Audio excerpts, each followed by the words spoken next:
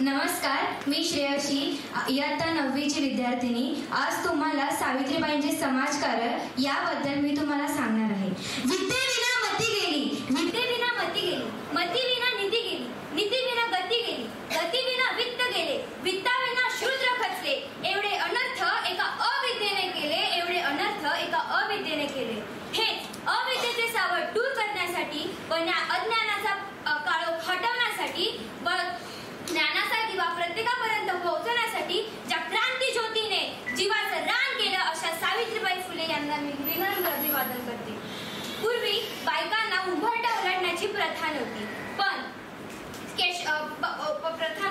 पण आज आपण बघत आहोत की प्रत्येक स्त्री शिकत आहे, ती समाज सुधारण करत आहे.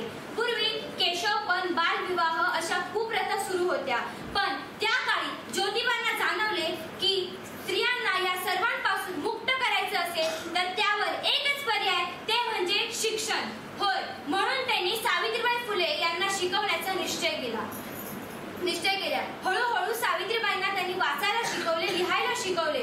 एवढंच नव्हे तर त्यांनी मुलींसाठी पुण्यातील भिडेवाडा येथे पहिली शाळा सुरू केली. पण शाळा सुरू करत असताना त्या सावित्रीबाईंना खूपच अडचणी सोसाव्या लागल्या.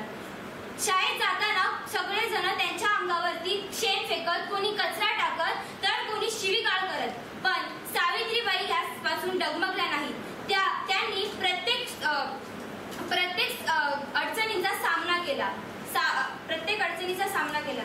यातच त्या थांबल्या नाही. त्यांनी शेळपटासारखं जगाल तर काम तमाम होईल, शेळपटासारखं जगाल तर काम तमाम होईल, पण वाघासारखं जगाल तर नाव होईल, असं त्यांनी सांगितलं.